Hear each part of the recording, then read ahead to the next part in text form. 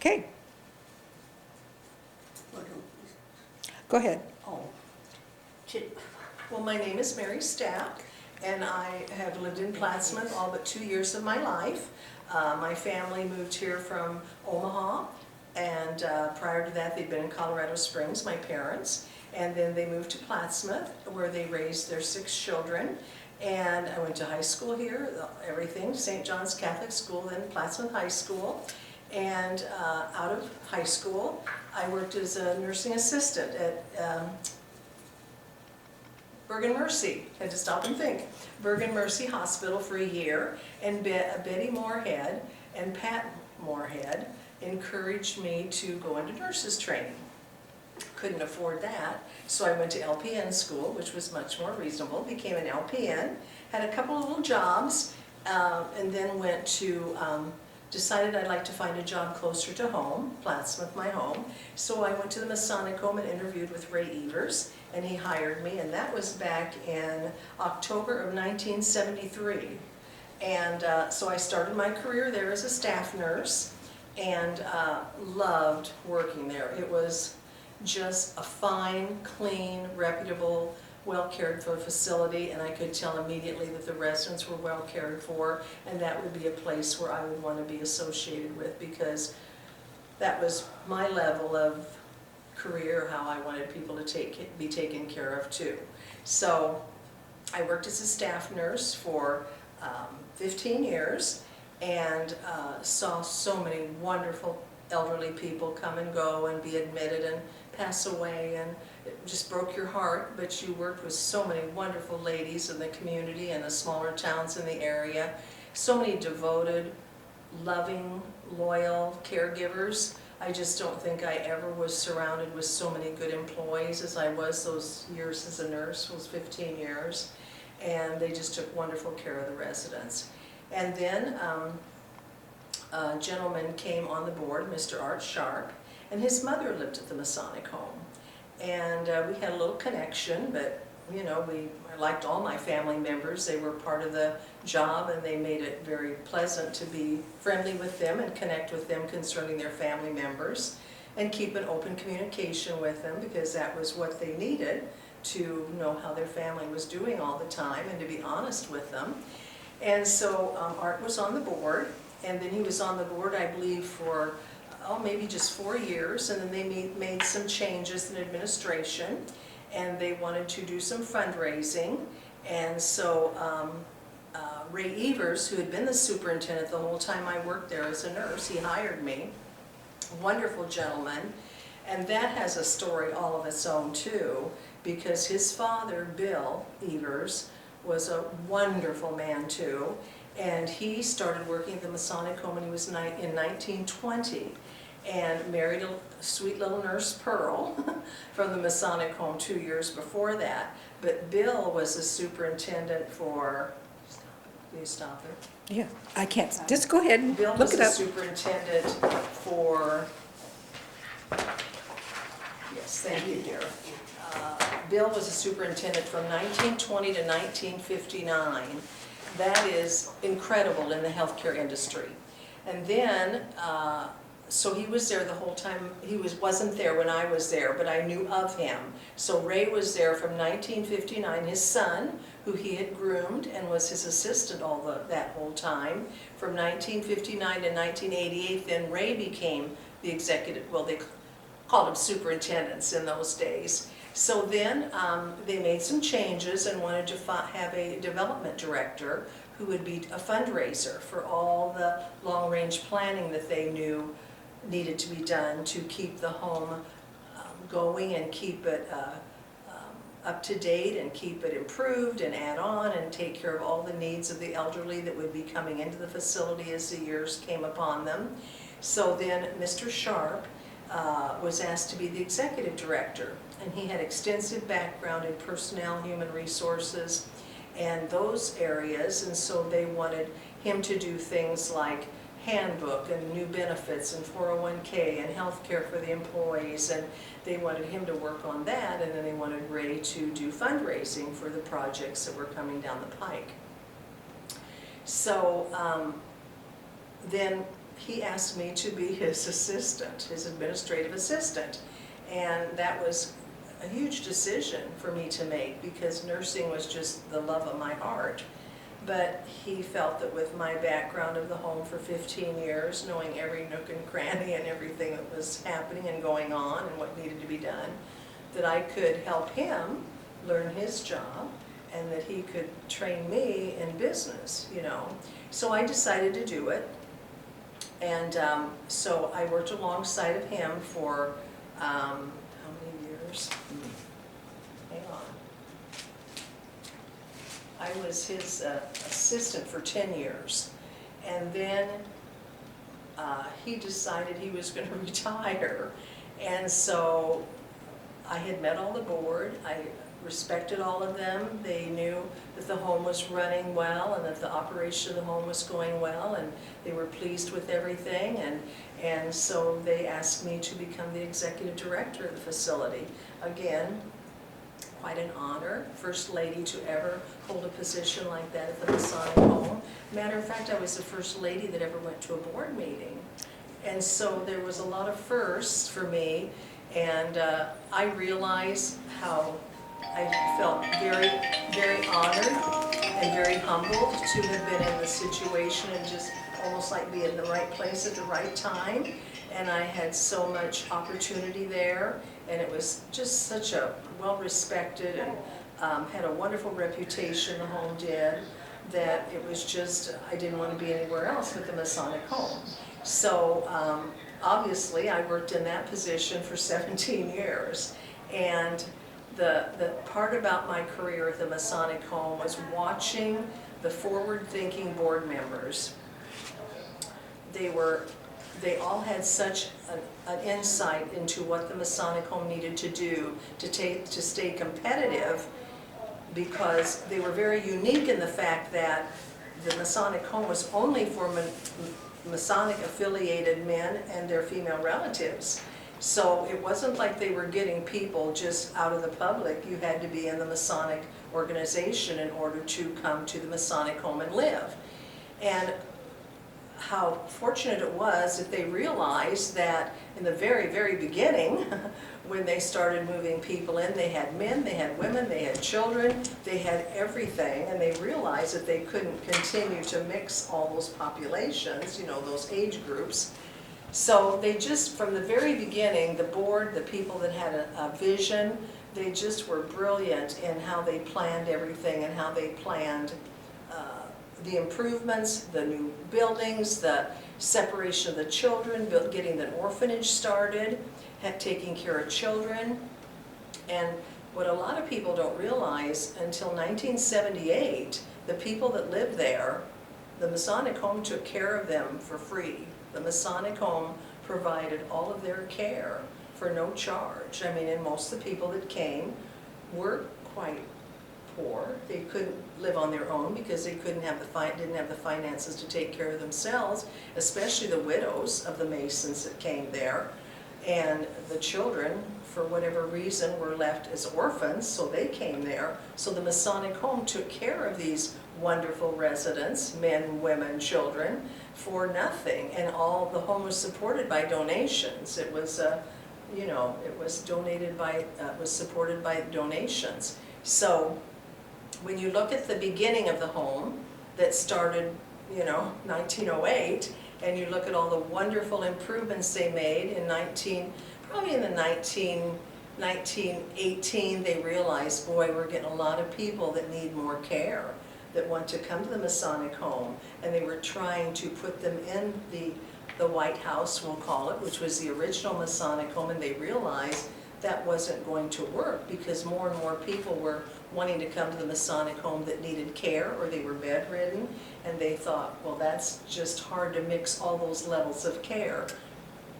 So that's when they started to think, we probably need to build, they called it an infirmary back in those days, we need to build an infirmary hospital wing.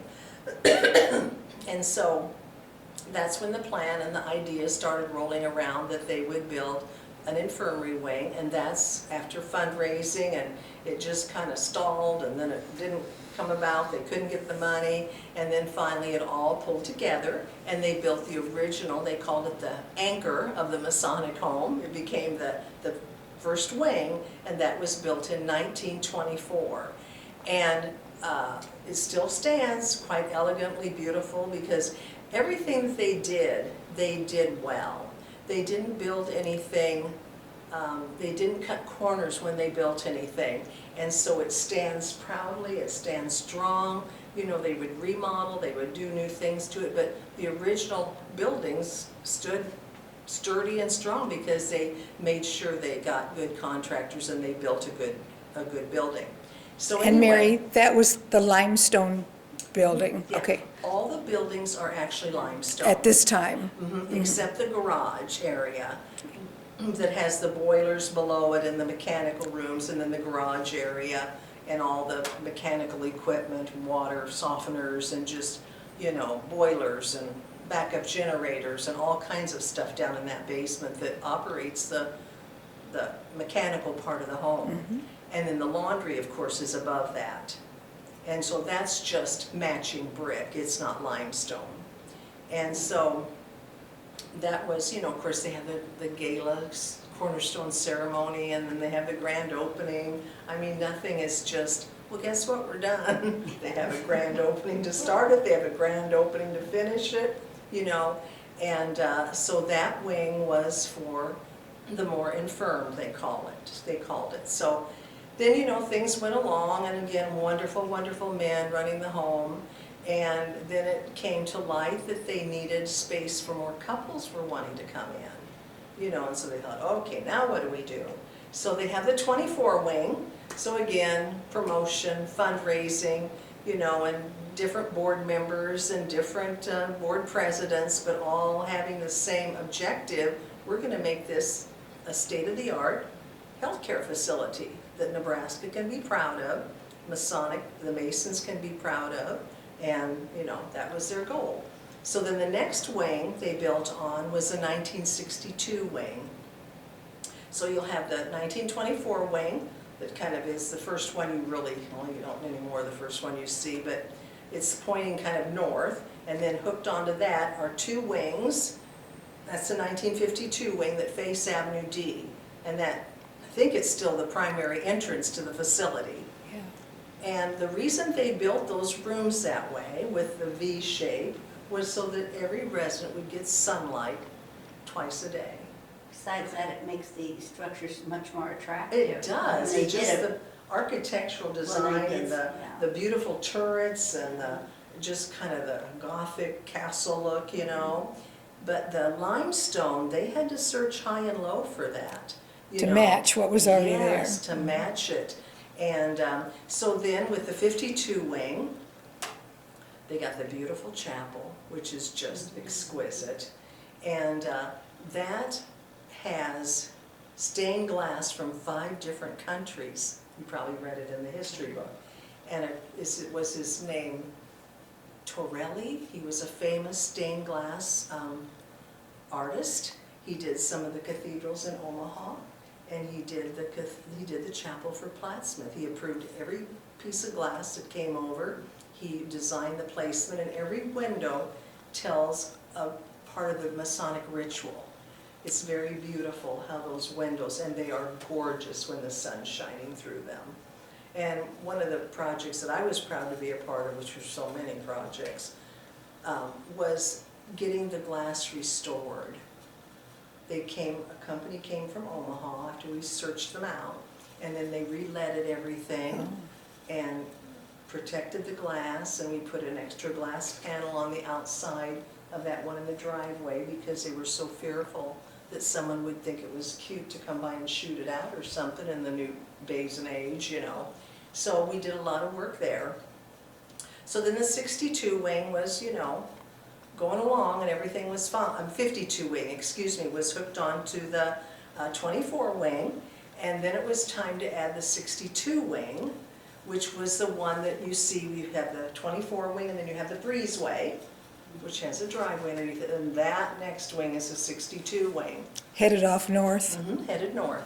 And then that's when they built the shop, the boiler maintenance room, mechanical room underneath, and then they had the laundry upstairs. And the kitchen, wasn't the kitchen in that area? I think the kitchen was still downstairs. That's what I mean, in that building though. I think it was in the 52 wing. Oh, You could be right, Sandy, you know, there's a lot of stuff that I'm not positive about. just trying to remember So if visiting my someone questioned you grandmother. about this, say she admits she wasn't positive on some of the stuff she said. But anyway, so then in the old days, I'll call it, and even when I started working there, people could live there. The employees could live there for free. Get their meals. Yeah, I was gonna say, I remember people living, Yes, workers living there. my grandmother lived there. Yeah, And you're right, she had to go across the breezeway to get into the kitchen from her north building where she lived. You're right. now is Janan Speck related to you? No? No, okay, because she worked there a while and lived there. But I mean, who wouldn't? You've lived there free, get all your meals? Well, Grandma had another home, but she just lived there because it was so convenient. Sure. She went home quite often, but she stayed there a good Okay. part of the day. She had her little apartment. Sure. And she was there in the 50s and 60s. Okay, okay, yeah. Trying to remember, late 50s and most of the And she 60s. worked in dietary, right? She was the head cook. Oh, that head cook, yeah, okay. Okay. I think I did, didn't I? Yeah, I read about her in here. So Yes, she's in we've the got the book. 24 wing, the 52 wing, the 62 wing, and then in that interim, and I've got it in my notes, but I won't shuffle through them, there was a time period when with the children, we had children in Plattsmouth in the little orphanage, and I believe, Sandy, if you remember Mr. Gold's house, I'm thinking that was the orphanage, but I'm not positive. My cousin, Larry Lawton, his father was Lyle Lawton, and his grandmother was Ono Young. Okay, And when she lost her husband, who was a fireman, in about 1914, his grandmother, I'm talking about Ona Young, and her son, she was now a young, lived there together. The mother and the child, Lyle Lawton, lived there. And I thought they lived in, well, it would have been about, did I say 1914? So that would have been 1920 or something Okay. like that. But they lived there okay. together.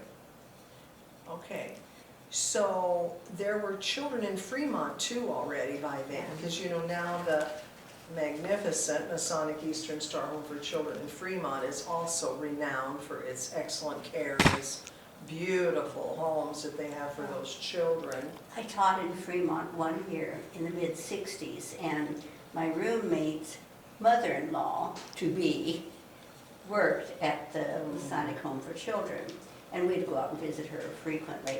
She had an apartment there, and I had several children from the Masonic Home. Okay, And I had inquired not long ago with a friend in Fremont if didn't know if the Masonic Home for Children was still in existence Oh, and all. She yes. said, absolutely. yeah, and their reputation is exquisite. I mean, they've done years and years also of remarkable care, and they keep their facility up, just like the Masonic Home does. It's just something that, now the Masonic Eastern Star ladies, the Eastern Star, Order of Eastern Star, that's their project. Okay. And then our Masonic Home is the Masons project. So that's how they have divided that up. So although the ladies of Eastern Star are incredibly good to the Masonic Home, they donate, they bring Christmas presents, they bring potluck dinners, they do everything they possibly can for us. They've donated money for different projects, you know, just that canopy that if you go through the driveway there by Ray's old house where he lived, there's a driveway between, there's a beautiful stucco building structure that goes into that doorway. They donated that. I mean, they've always been very generous with their donations too, to our home, and here they have to fund the children's Their home own. in Fremont. But anyway, So in 1921, all the children were transferred from Plattsmouth to the children's home. And then, yeah, in Fremont. So it wasn't possible for them, for Lila and Ono to be living there when he was a very young child. If it was 19, what did you say? April of 21, there Okay. was 13 children in Fremont and 9 in Plattsmouth, and they all ended up in Fremont. I'll have to ask about that. Yeah, I don't know. that's what the book says. So, Well, yeah, I'm sure.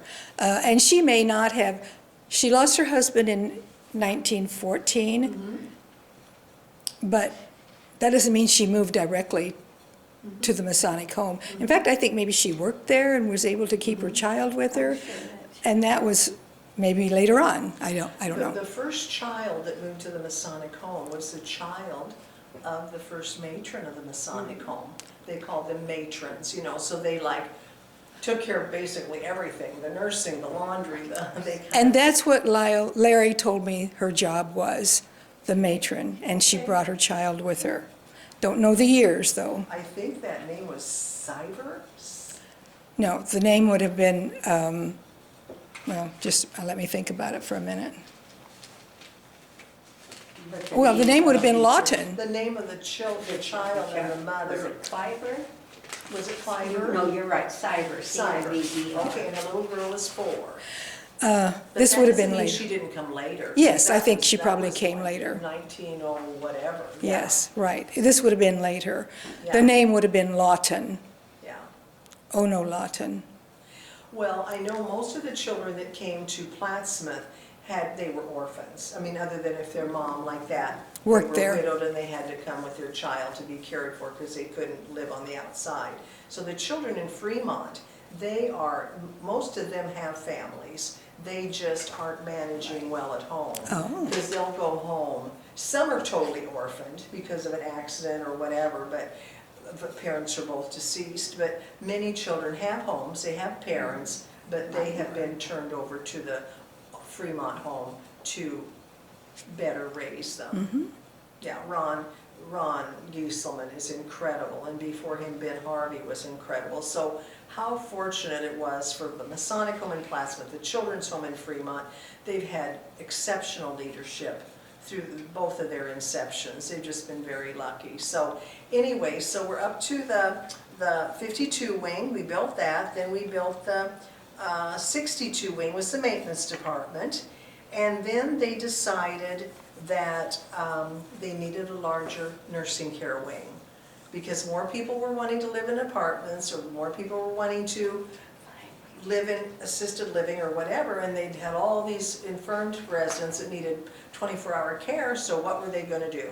Of course, the ideas start, and then it takes years and years to get the fundraising, do the promotion, do everything that you need to do, and finally they were able to build the 100-bed Spencer wing after our very notable Judge Harry Spencer that was on the board like 60 years, I think. Incredible gentleman. And it was named after him, but it was a beautiful, state-of-the-art 100-bed care center. And they were able to give 3 levels of care. People could get minimal, intermediate, or maximum care. And it still stands today. It's absolutely beautiful, you know. And so that was a huge project, but I'll never forget, oh, I wish I could remember the day. Well, it had to be sometimes in 1989. After they got done building it, we planned our moving day. So we had all these people over in the other wing, across the breezeway. Of course, we got a company to help us.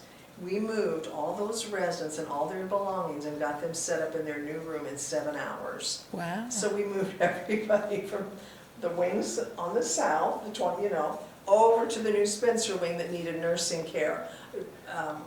John, in his writing, stated, "I don't think those hallways have seen that much traffic since that moving day." But that was just so many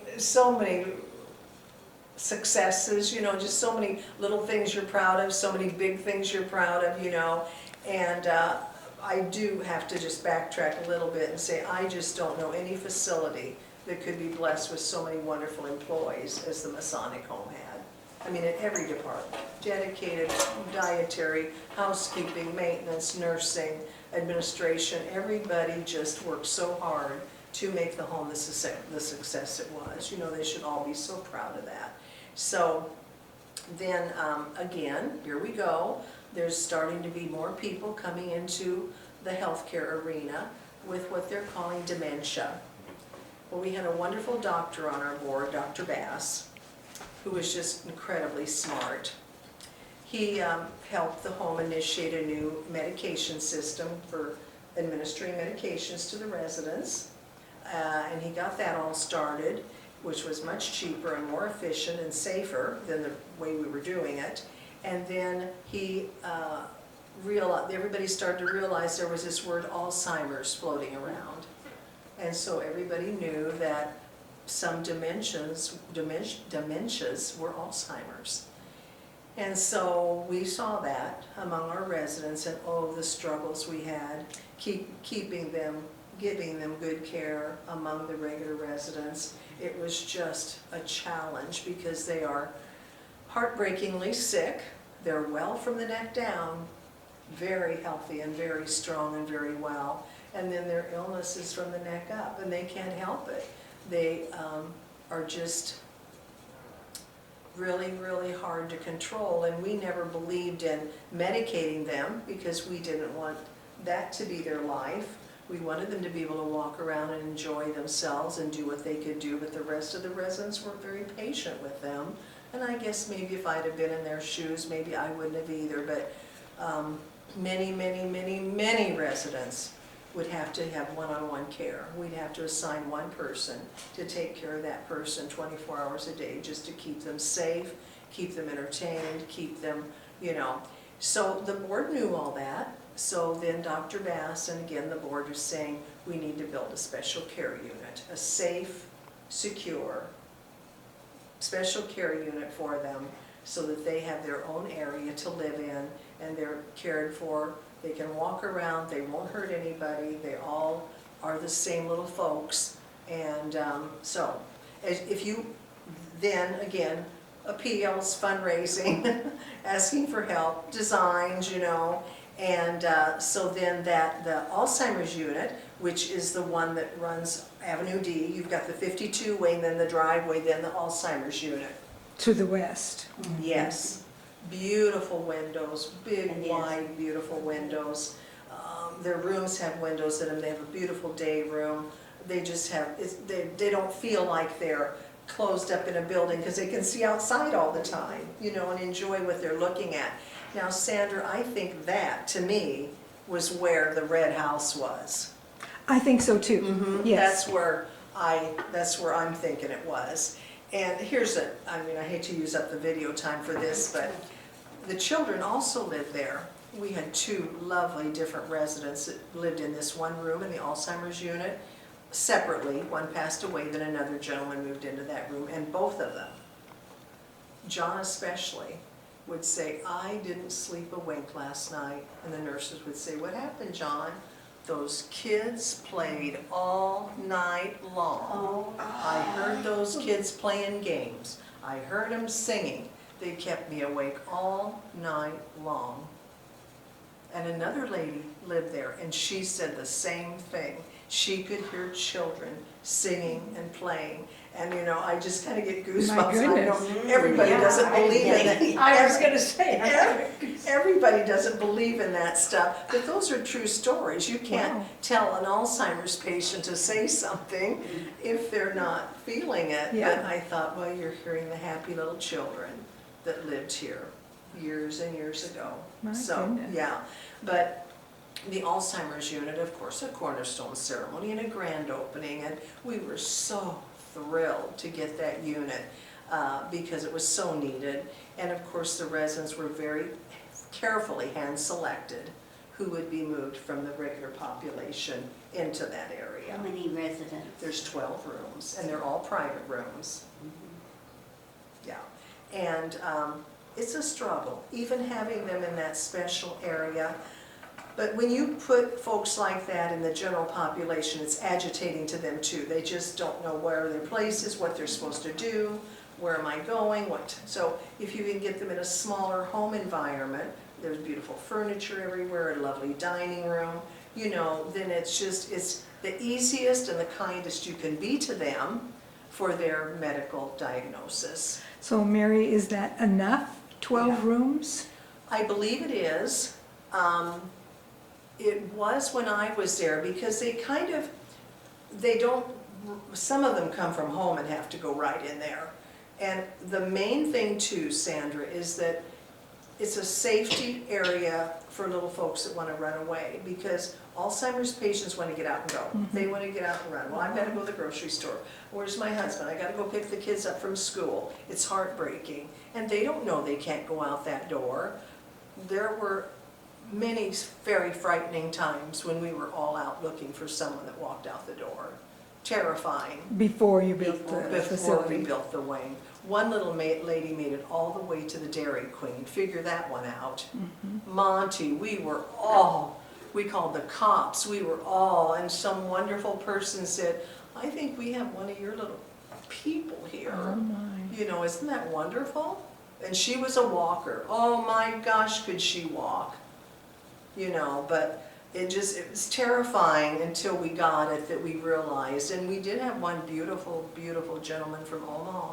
He walked out the door and he actually froze to death.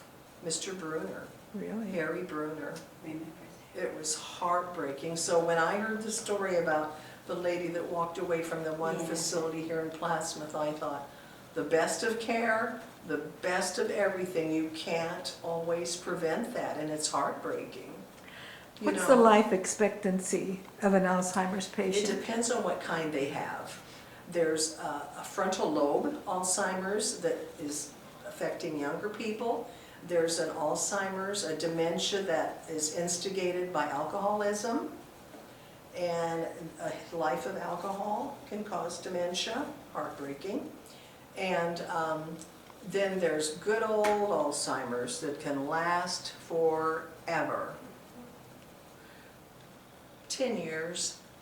We've had folks over there 15, 18 years. Oh, And then, but there's one that's very quick and short-lived, and that's just years. And the sad part about Alzheimer's is, it affects the same part of your brain that Parkinson's disease affects. So you can get Parkinson's and Alzheimer's, or you can get Alzheimer's and then Parkinson's. It's heartbreaking. The two worst diseases you can have, and they have to come together. Yeah, yeah. But that unit was so needed and has been so wonderful, and the staff in there is just incredible. They have activities, they have music programs, they do everything. They have a Christmas party. They don't do anything for the rest of the residents that they don't do for the people in the Alzheimer's units. They have families, they can come and go, they can come share meals with them, birthday parties. They do everything for them to make their life as meaningful as it can be for the stage of the disease that they're in. Well, Mary, wouldn't there be occasions where residents of the large facility would gradually, you would see that they had dementia and would need to be there, but there wouldn't be a space? Yes. And you just have to take care You of them? just have to wait. You take care of them until Yes, there is a best you spot can, for them. Yeah. Mhm. Yeah. Yeah, and the sad one is when they have to go, well, I don't know what's worse, if they start out in an apartment, then get to go to the assisted living center over the Spencer wing, and then they have to go to the third floor, and then they have to go to the unit. I'm not sure all that transitioning, rather than just go there from the beginning because they have it, but some people come in and they don't have it, Oh, sure. and then they get it. Oh, sure. Or it gets worse, you know, so, and you know, I have seen so many incredible husbands, beautiful, devoted, loving husbands that just adore their wives, and that have dementia, they act like they're perfectly normal, that they were the bride they married, and they're so precious to them and loving to them, and that poor little thing doesn't even know, and I think, look how that man adores her. You know, it's just, you see so much love and so many beautiful stories.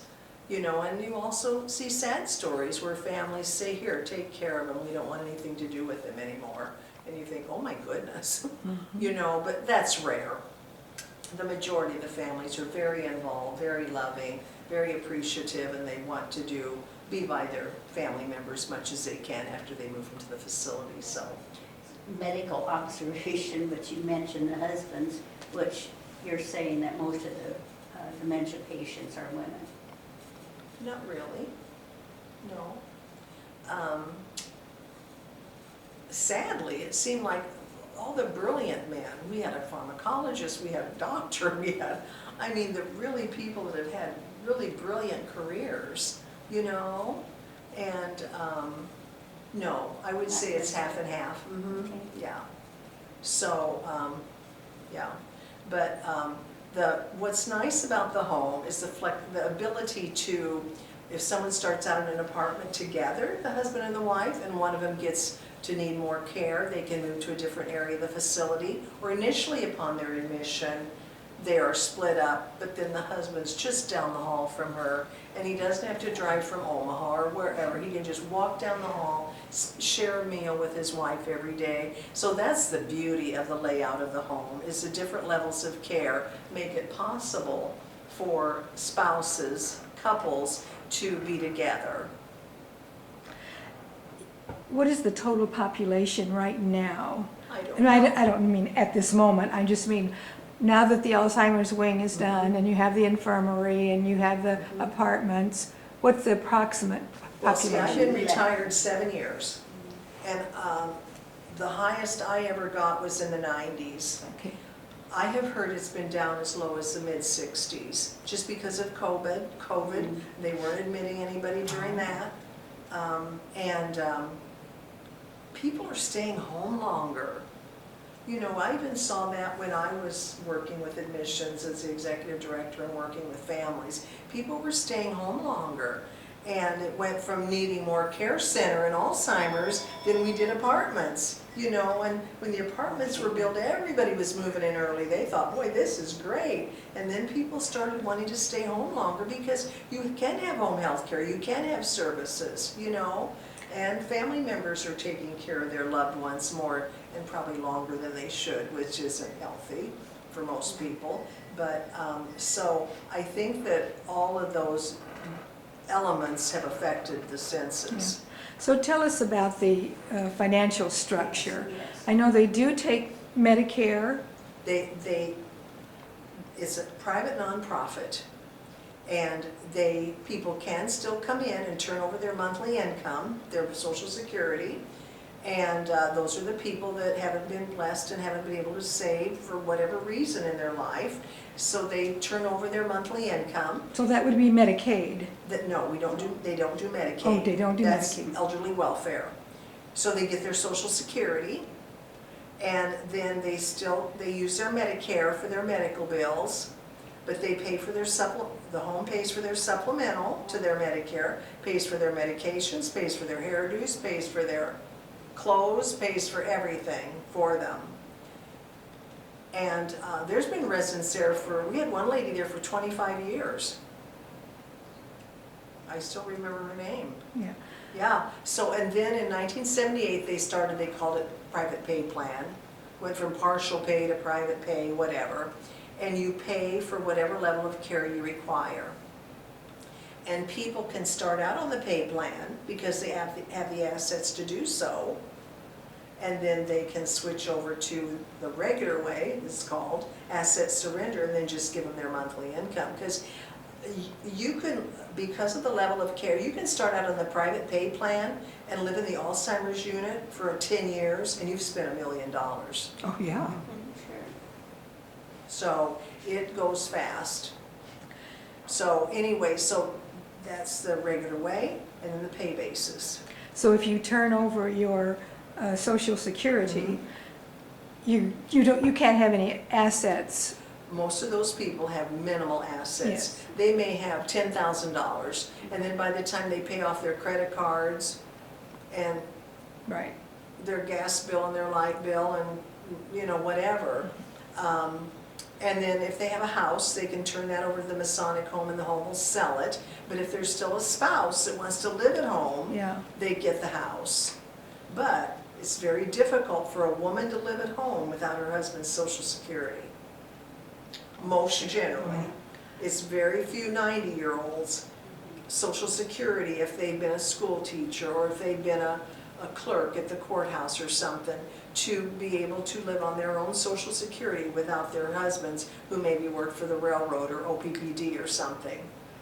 So you're saying he would keep his social security and she would turn over If hers, she came in, and he could keep the house yes, but and if his it's social vice security. versa and she's at home and he's the Yes, sick then one. then her income is less. Right, and you can even live in an apartment and give your monthly income. You don't have to be on the pay plan to live in an apartment. You can live anywhere in the building and be the asset surrender plan, which is wonderful. Yeah. Because there's so many people that are independent that just can't do it anymore. And you Maybe- have to be a Mason or the spouse of a Mason. Yes. Now, when I was there, it was wife, widow, mother, sister, granddaughter, grandmother. I've heard through the grapevine that they've increased that to other female relatives. I have a friend who's a daughter. But that was in the original, wife, widow, daughter, mother. Oh, you said Wife, daughter, widow, mother, okay. daughter, sister, granddaughter, grandchild. And I think they've lessened, but you have to have well now, you used to have a male relative. Yes. I'm thinking now they've worked on just having you be Eastern Star, but don't quote me. But I've heard through the grapevine that might be one of the things they've changed. And then they've changed the number of years that a man has to be a Mason in order to have someone eligible under his membership, which is so good, Yeah. you know. And so how many years is that? I don't know, Yeah. because before it was like 10 years and, Right. yeah, whatever. So anyway, they've made some changes. Again, I've been gone 7 years, so I'm not sure what some of those changes have been, and I apologize that I'm not prepared for that part now. So anyway, so when you look at the leadership at the home, because there's a list in the history book, you have 2, 4, 6 on here. From 1907 to 1998, like I retired in 2015. That's incredible. Most care facilities, they have a new executive director, superintendent every 2 years. Sure. You know, and so now, when I left, Mary Verbka took my place. She was there 4 years, and then April, I don't know her last name, there's a new lady there now, and I am not familiar with her at all. So just having Bill Evers and his son be there 60-some years is incredible, an incredible history. Speaks well for the reputation of the home, and I think the home's always had a good reputation, and I hope it still does. You know, I hope it always will have a good reputation, because it's, elder care is very difficult. It's very, very difficult to find good help now. That's the struggle. But like I said, they've always had amazing, forward-looking board members, lawyers, doctors. I mean, Judge Harry Spencer, who was there forever, he was a judge, and then he was a local judge, then a district judge, then a Nebraska Supreme Court judge, and he was on the board that whole time. And then he, after his wife Leon died, he stayed home for a little while, and then he moved to the Masonic home. And we took care of him for years. And nice story, his room number was 357, and the 357 is a symbolic meaning to Masonry. That's why the steps of the home, when you come in the building, there's 3, there's 5, there's 7. It's a Masonic symbolism. Now, this is for strictly Nebraska, Masonic home for Nebraska residents. Do what? It's only for Nebraska residents. So far now, as far as I know, it still is. And this is beyond the, you know, do many states have a Yes. Masonic home? Mhm. I read in here, it didn't say the state, but a nearby state years ago had to close. Because of the sprinkler system. That might have been Iowa, one of them. There used to be many more Masonic homes than there are, but there's so much competition out there too. Well, yes. And that's why, with the census being down, that's not a surprise. The competition is incredible out there, you know? And Mason or not, people are gonna shop around and go different places. Before the Masonic home was it. You know, that was the place to go, you know, because it was the nicest place to go. So anyway, Many have not been able to financially stay open because of the competition. When we traveled, every year a Masonic home in a different state would have a big conference, and then we would meet. We'd have planning sessions, and it was really a good learning experience. And you'd go to, I've been to Connecticut, I've been to California, Virginia, when I was executive director. We'd go to the different facilities, and then you share ideas and learn what the latest is that you haven't heard about yet, and what do you do about this, and what rule do you have for that, and they were all incredible. Every Masonic home was absolutely beautifully structured, well run, and so they all had the same philosophy of starting a Masonic home that the state could be proud of. But I don't know how many more there are now than there were when I was going to those conferences. But like you said in the book, when the fire marshal told the Masonic home, you've got to put in an indoor sprinkler system, I think back on all the different construction projects that we survived. You had residents living there, and they're putting in a sprinkler system, and then they're totally remodeling one wing, and you've got to move them all to another wing, and then they're putting in a new kitchen, and they had catering for a year, and you think, gosh, we did pretty good if we got through all those things, on top of taking care of everybody. Off and on through the book, it mentions this food truck. Oh, thank you. That's something, yes. When I talk about just how wonderful everybody is to the Masonic home, and has been since its inception, there are so many Masonic associations in Eastern Star that have an annual, until COVID, but hopefully they all start up again. But one of them was the Boone Memorial Food Truck, and that started way back, way back. They would come, they started out in Grand Island. It was kind of a central and eastern Nebraska project. They would bring great big farm trucks full of tons of vegetables, potatoes, onions, garden stuff, and then they would donate it to the home. And that was their annual fundraiser for the Masonic home. And it was just, we had the storage for it, and you may remember the garden at the Masonic home was kind of one of the things that